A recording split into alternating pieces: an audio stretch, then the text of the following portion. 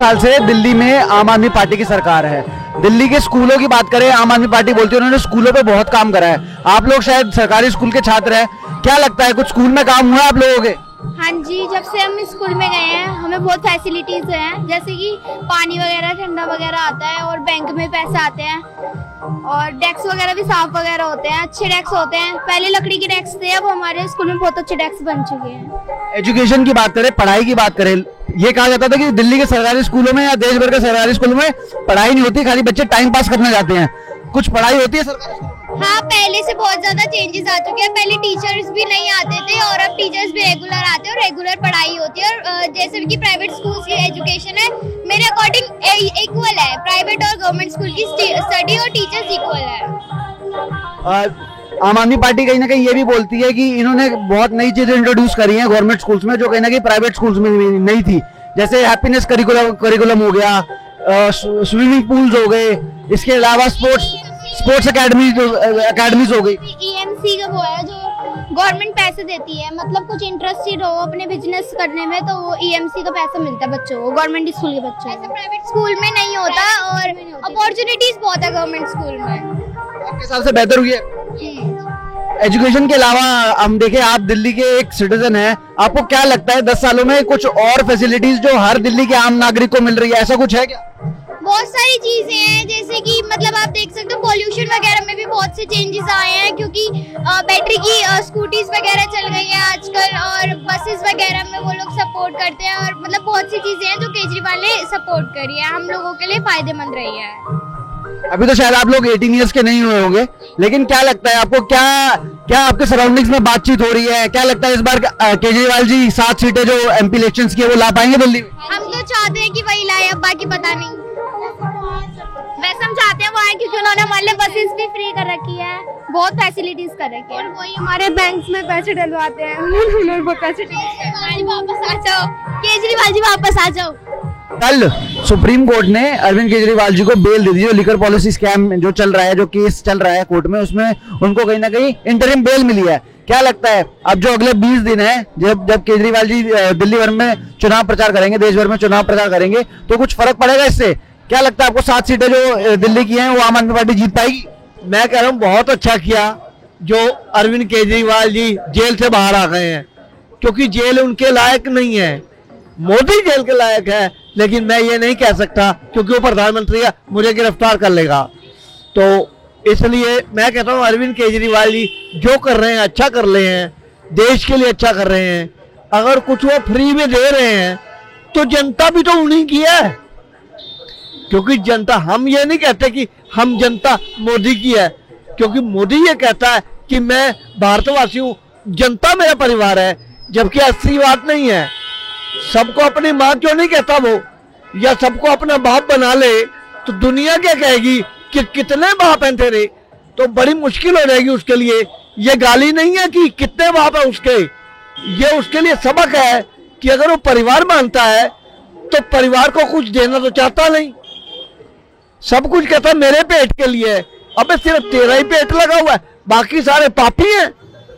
जब 2014 में लोकसभा इलेक्शन लड़ रही थी भाजपा, तब उन्होंने दो कहीं ना कहीं बड़े मुद्दों पर बात करना चालू करा था। वो कहते थे बहुत हुई महंगाई की मार, अब की बार भाजपा सरकार, बहुत हुई बेरोजगारी की मार, अब की बार मोदी सरकार। महंगाई और बेरोजगारी को लेकर पिछले 10 सालों में आपको क्या लगता है देश की हालत कैसी है?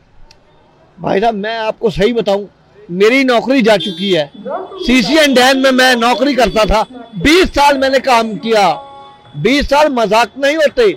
मैंने CCN में काम किया, गौर साहब को मैं अच्छा लगा, उन्होंने मेरे को रखा।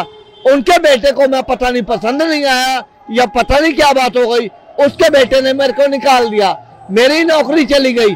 10-12 हजार कमाने वाला आज ये कहता कि मैं भारत का नागरिक हूं, तो ये गलत बात नहीं है, लेकिन कमाई भी तो होनी चाहिए। मैं बेरोजगार हूँ, मेरे को रोजगार मिलेगा तो भी अच्छा है, और नहीं मिलेगा तो ये दुनिया मेरी है, मैं जैसे चाहूँ इस दुनिया से प्यार करूँ, क्योंकि नफरत करना मेरा काम नहीं है। नफरत करना मेरा काम नहीं है। मैं मोहब्बत बांटता हूँ तो मोहब्बत ही हासिल करता हूँ।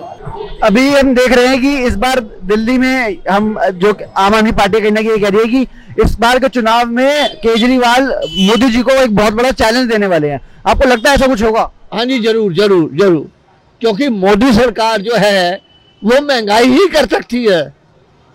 लोगों की जेब से पैसा निकलवाना मोदी सरकार की आदत है, क्योंकि बीजेपी किसी की धोती पर हमला कर सकती है, किसी को चोट पहुंचा सकती है, लेकिन हमारे केजरीवाल जी अगर चोट पहुंचाएंगे तो वो खुद दूसरे भाषण में बताएंगे कि यहाँ मेरे से गलती हो गई है, आई एम सॉरी, इस बार मुझे वोट दो, अगली बार ऐसा नहीं होगा।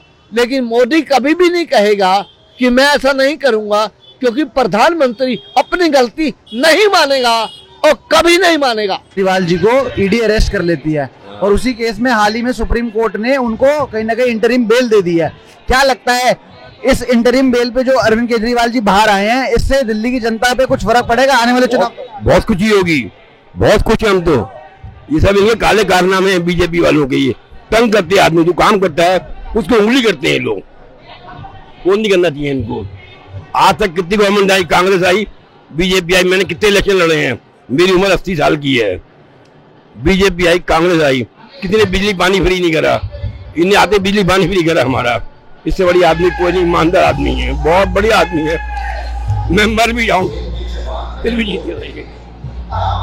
अभी केजरीवाल जी जैसे बाहर आए हैं, तो क्या लगता है उनके बाहर आने से इस चुनाव पे देश बहुत फर्क पड़ेगा, बहुत फर्क पड़ेगा, बहुत फर्क पड़ेगा। बीच में लोग डर रहे थे, मैंने केजरीवाल आ गया नहीं आएगा, हम देंगे केजरीवाल को वोट देंगे, जो अंदर रहेगा हमने वोट केजरीवाल को देना है, अंदर में बाहर मतलब नहीं है। तेरा झाड़ू मोड़ लगेगी हमारे घर के 122 वोट हैं, 122 वोट हैं, सारे केजरीवाल को जाएंगे। पिछले 10 साल से दिल्ली में आम आदमी पार्टी की सरकार है।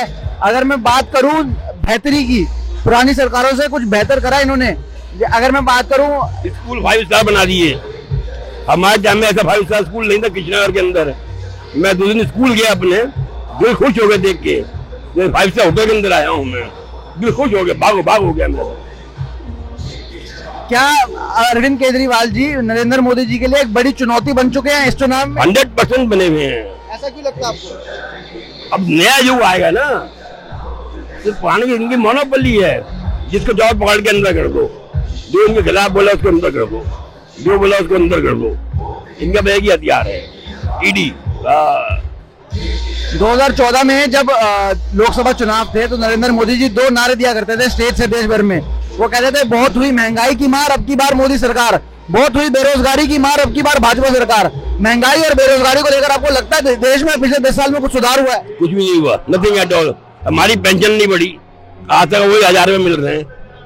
ईपीएफ की पेंशन जो आज 10 साल से केस चल रहा है कि मिनिमम पेंशन 3000 रुपए होगी, अब तक नहीं हुई है। 10 साल तो हो गए।